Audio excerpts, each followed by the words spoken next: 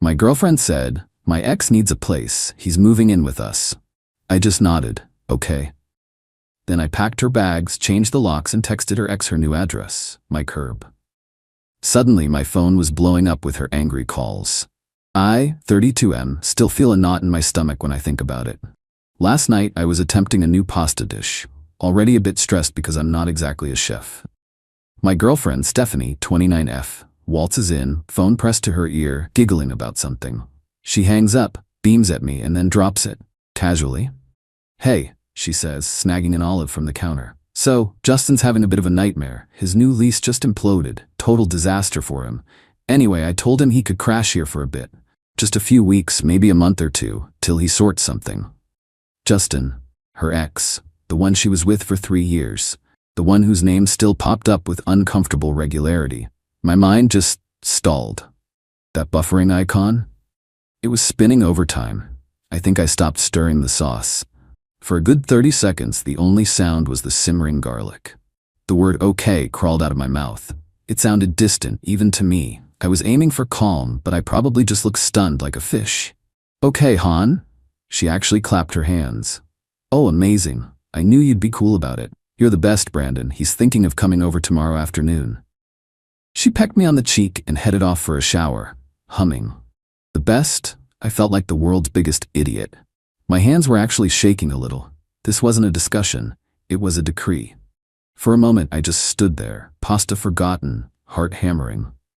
What just happened? How is this okay? My first instinct was to shout, to follow her, to demand an explanation. But then, a different kind of thought cut through the panic, a cold, hard resolve.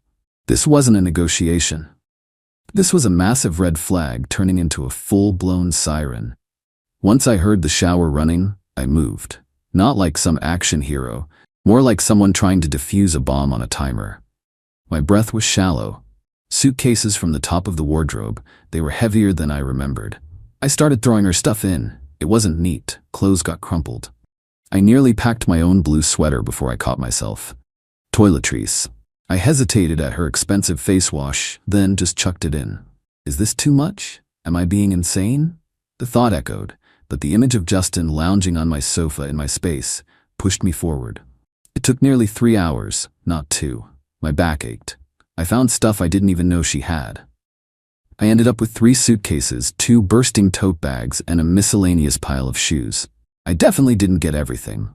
Some things were mixed in with mine, and in my slightly panicked state, I knew I couldn't sort it all perfectly. I just focused on the obvious. The locksmith, I called 3 before I found one who could come out within a couple of hours on a weeknight. It cost more than I budgeted, surge pricing apparently. When he arrived, he gave me a skeptical look. "You the primary resident, mate?" I showed him my lease agreement on my phone, my ID. He grunted and got to work. It felt like an eternity. Her luggage sat by the door. I didn't want to text Justin immediately. My hands were still a bit shaky. How do I even have his number?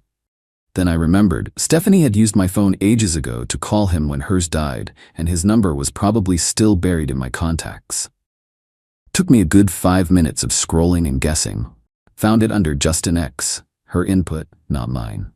I dragged the bags out to the curb, felt exposed, like all my neighbors were watching, snapped a quick, blurry photo, sent it to him. "Stephanie's apparently moving in with you. Her things are at my curb address. She seems to think you'll be thrilled." My heart was thudding. This was it. Then I went back inside, locked the new deadbolt, and sank onto the couch, the adrenaline finally hitting hard. It wasn't long before my phone started screaming. Stephanie the enraged voicemail, 1 byte wave. It was mostly just screaming. Stephanie the enraged missed call, 23 and counting. The enraged text. "Brandon, WTF is this? My bags? On the street? Are you deranged?" Stephanie the enraged text pickup. "Now. Justin is freaking out. You can't do this." Deranged? I was the deranged one? I took a deep, ragged breath. This was gonna be a long night. Aita for this? Maybe. But for not wanting my girlfriend's ex as a surprise roommate? I don't think so. Update 1, approx 18 hours later. It's the next afternoon. I look like I've been wrestling badgers. Barely slept. The phone was relentless. So the curb delivery didn't go down well. Shocker. Stephanie showed up around 1:30 a.m., not just banging but kicking the door. Justin was with her, looking like he wanted the earth to swallow him. He kept trying to say something, probably to calm her, but she was a whirlwind of fury. "Brandon, you let me in right now. This is my home too, you psycho."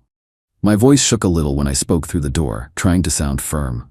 "Stephanie, this is my apartment. It's on my lease. You decided Justin was moving in without any discussion. I didn't agree. Your belongings are with him now. Please leave." More shouting. Accusations of me being abusive, controlling, a monster. It stung, not gonna lie, even though I knew it was her deflecting. Justin finally managed to drag her away after maybe 20 minutes, but not before she shrieked that she'd be back with the police. I stayed up for another hour, jumpy at every sound, convinced she'd return. Her best friend Amanda called around 3 a.m. She sounded genuinely bewildered. "Brandon?" "Steph just called me. Absolutely hysterical. She said you threw all her stuff out and changed the locks. What happened? This isn't like you." I was exhausted, but I tried to lay it out. She told me yesterday evening her ex, Justin, was moving in with us. No discussion, just an announcement. I wasn't okay with that, Amanda. So yes, I packed her things. Amanda was quiet. Then she said Justin was moving in? Just told you? Pretty much. A long sigh. Okay, that's wow, Brandon. That's a really crappy move on her part. I get why you're upset, but throwing her out like that, it's harsh. She didn't fully condemn me, but she wasn't fully on my side either. Fair enough. This morning, the texts resumed. Demands for entry. She listed items she needed urgently. My expensive French press? It's a basic one I bought. My work laptop charger? I have a nasty feeling she's going to claim I'm sabotaging her job. The good teapot. And all my important documents. The documents worried me. I definitely hadn't seen a specific stash, but what if something vital was in a book I packed? I texted back, "Stephanie, I packed what was clearly yours. If there are specific, genuinely essential items you believe are still here, send a detailed list through Justin. I will look for them when I have time, and if found, I can leave them in the building lobby for him to collect. You are not coming in." I had to block her number after that. The replies were getting vile. My paralegal buddy Dave, I called him this morning, not last night in a panic. He was more cautious than I hoped. "Look, man, she's not on the lease, so that's good for you. But self-help evictions can get sticky, even if it's your place and she pays no formal rent. She's been there 6 months. Someone vindictive could try to argue she established residency, make a fuss. Did she get mail there? Contribute to any bills even informally?" I confirmed she got mail there and occasionally bought groceries. Dave winced. "It's probably fine, especially given she tried to move someone else in, but it's not zero risk. Document everything. Keep all texts. If she shows up with cops, be polite, show your lease, explain she was trying to move her ex in without consent, and that you've offered to return any essential personal items." He didn't make me feel nearly as secure as I'd hoped, just more stressed. Around lunchtime, Justin texted me, surprisingly polite. "Stephanie is asking for a list of things. Can you let me know when you might be able to look?" No apology, no acknowledgement of the mess he helped create, but at least it wasn't abusive. The entitlement is one thing, but the thought of legal trouble, however small the risk, is unnerving. And I know I didn't pack every single thing of hers. Some of her books are still on the shelf, mixed with mine. This is far from clean. Update 2, approx. 4 days later, it's been a few days of low-grade warfare. Stephanie hasn't tried breaking down the door again, but the pressure campaign is on. First, her sister, Rebecca, called. Her tone was pure disappointment, mixed with steel. "Brandon, I am shocked. Truly. Stephanie is beside herself. She said you had some kind of breakdown. Threw her out with nothing. She's at Justin's, and it's a tiny place. She says he wasn't expecting her to actually live there just for a bit. What is going on?" She mentioned something about her work laptop charger being held hostage. I tried to explain my side, the ex moving in, the lack of discussion. Rebecca listened, but I could tell she was filtering it through my poor sister lens. "Brandon, even if there was a misunderstanding about Justin and Steph admits she handled that badly, your reaction was extreme.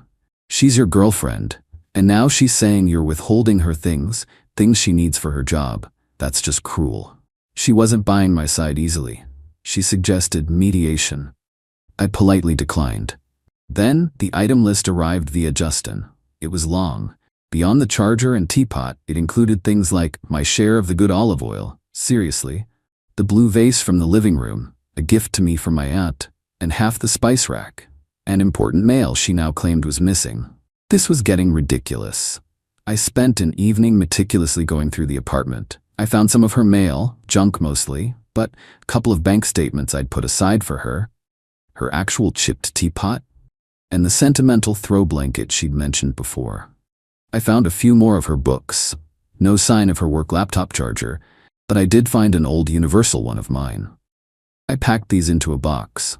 I texted Justin he could pick it up from the mailroom, and specifically stated which items were included and that her work charger wasn't there. The social media stuff started subtly. Vague sad posts from Stephanie about unexpected endings and trust being broken. Then a slightly more pointed one from one of her friends I barely know, about some men not being able to handle strong women making decisions. The big reveal, though, came from an unexpected source. One of my colleagues, Sarah, who knows Stephanie peripherally through some ancient college connection. Sarah cornered me by the coffee machine, looking awkward. "Hey Brandon, weird question, but is everything okay with you and Stephanie?" Only I heard something. My cousin is friends with Justin's old roommate, the one who just moved out. Apparently, Justin wasn't in a bind at all. His roommate moved out, and Justin was looking for someone to take over the room to save on rent. He'd been trying to convince Stephanie to move in with him for a while. My jaw nearly hit the floor. The lease fell through story was a complete fabrication. They weren't just planning for him to crash, they were potentially auditioning a new living arrangement. Or worse, Stephanie was planning to move in with him, and this was some bizarre, manipulative transition. This wasn't just entitlement. This was a calculated deception. That piece of information changed things. It hardened my resolve, but also made me feel sick. I screenshotted Sarah's follow-up text where she confirmed the details. She double-checked with her cousin, feeling bad for the awkwardness. I haven't shared this widely yet.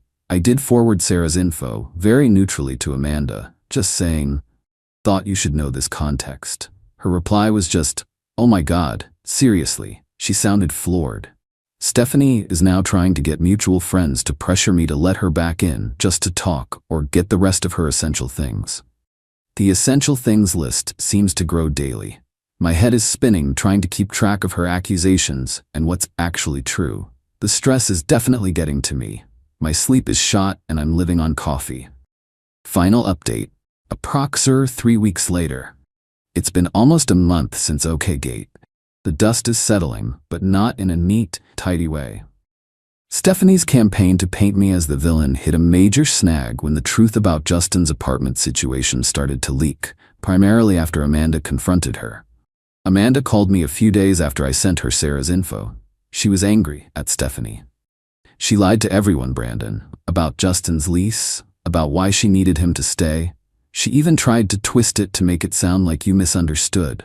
I'm so sorry I even hesitated in believing you fully. Apparently, Stephanie had a meltdown when Amanda called her out. Rebecca, Stephanie's sister, has been harder to convince. After I sent her a very carefully worded email, attaching the screenshot from Sarah and a photo of the box of items I had returned, including Stephanie's actual teapot and the mail, she called me back. She was less accusatory, more conflicted. Brandon, I don't know what to think. Stephanie is my sister. She's a mess. She swears you're twisting things, that Justin is confusing the story. But that evidence is hard to ignore. She didn't apologize, but she stopped demanding I let Stephanie back in. Last I heard from Amanda, Rebecca was trying to get Stephanie into therapy. Small mercies. Legally, nothing happened.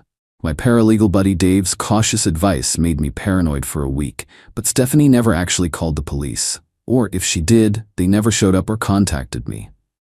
The threat was probably just that, a threat. The demands for her share of household items, olive oil, eventually petered out into sullen silence after I ignored a few emails sent via Justin. I did allow Justin one more supervised visit to the lobby to pick up another small box of books and knickknacks I'd found that were unequivocally hers, just to be done with it. It was awkward. He wouldn't make eye contact. The good teapot, my mother's, is still mine. Stephanie sent one last, long, rambling email, forwarded by Justin, as I still have her blocked, about how I'd destroyed her faith in relationships, how that teapot symbolized our future, news to me, and how I owed her compensation for emotional distress and relocation costs. I deleted it without replying. The fallout with Stephanie and Justin, from what Amanda has reluctantly shared, she's trying to distance herself from their drama. They are still living together, but it's apparently hellish. The lie they built their new arrangement on, coupled with the financial pressure, since the plan to use my place as a free ride failed, has made things incredibly tense. Justin, it seems, is not thrilled to be living with a hysterical Stephanie who blames him for half the mess. You reap what you sow, I guess. For me, it's been a process. I'm not just fine. The first week I was running on anger and adrenaline. The second week I felt an immense wave of exhaustion and, honestly, sadness. It's a rotten feeling to realize someone you cared about could be that manipulative. I've had trouble focusing at work. My apartment felt weirdly empty for a while, and not in a good way. I found a forgotten t-shirt of hers under the bed last week and just felt tired. I'm slowly reclaiming my space. I moved the furniture around. I'm trying to get back into a normal routine. It's not a clean win. It's messy and it left scars. But the alternative, letting her walk all over me and move her ex into my home, that wasn't an option. So justice? It wasn't a triumphant, movie-ending moment. It was the slow, grinding consequence of their own actions. They made their choices, built on lies, and now they're living with the fallout. My revenge was just not participating in their delusion any longer and protecting my own sanity, however imperfectly. It's not a happy ending, but it's a real one, and I'm slowly, very slowly moving forward. Thanks for listening, Reddit. It helped to get this all out.